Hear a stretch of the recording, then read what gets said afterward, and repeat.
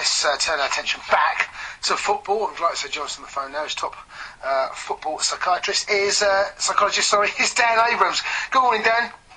Good morning, guys. How are you? Very well indeed. Now, we all know that how much the game is mentally in the brain. What are the players, what were they going through at the moment in preparation for this tournament?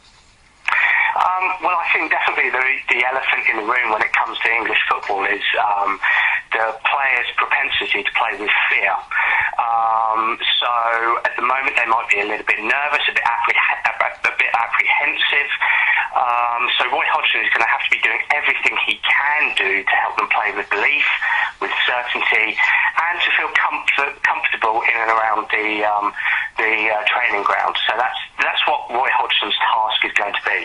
Dan, when you work with players and England players, I know you're not maybe working with England players at the moment, but what the thoughts on it? How much do they think about what the media say about them, and how much the fans say about them? Does that interfere with their game? I think it does.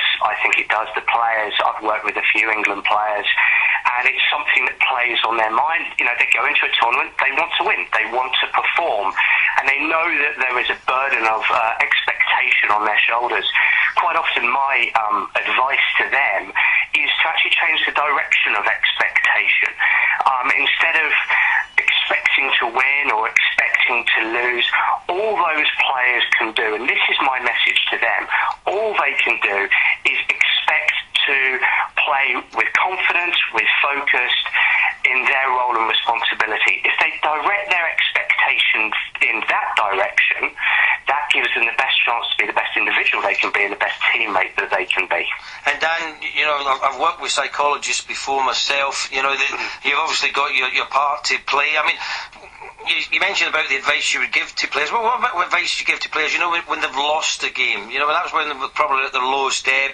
You know, the next game is vitally important, particularly in a competition where you've only got 3 games to get the qualification. You know, how do you get them over that hurdle of losing the first, and try also at the same time take the pressure off them, knowing that second game is so vital for them? Yeah, well, you know, obviously it doesn't take ownership of a psychologist's couch to know that after a lost game, players are going to be thinking about the things that went wrong. They might be rehearsing negatives in their mind, and really my job is to help reframe their way of thinking. So, for example, what I would do is ask them some pretty confident questions. So, actually, what went well? You lost the game, but what went well for you today? 2 or 3 things that went well. 2 or 3 things that you want to take into the next game. And then finally, what are 2 or 3 things that you want to do better next time? In that way, you change their mindset from one of looking at negatives to one at looking positively towards the next game. And what about the manager? We often talk about the players, how they need help mentally, but what about the players? Who motivates the motivator? That's what I'm trying to say. I'm not too sure what's going on in the England camp in terms of their psychology. Roy Hodgson uses anybody. I know, having done a brief stint at Fulham at the academy, he didn't use anybody then. Obviously bringing in Gary Neville is quite a prudent thing to do. He's around about the same age as some of those players, perhaps a touch bit older. But, you know, I think I'm going to say something quite left field here, actually. I think that Roy Hodgson should be, if we're talking about the elephant in the room being fear when it comes to England's play, and mark my words, fear lessens movement, it slows down anticipation, awareness. The England players that play that split second slower than they usually do back home for their clubs. I think the message from Roy Hodgson needs to be one of, look, play with freedom. I think Roy Hodgson needs to give them permission to make mistakes. You, Ray, earlier mentioned that you want to see the tempo being faster. You want to see England players create opportunities.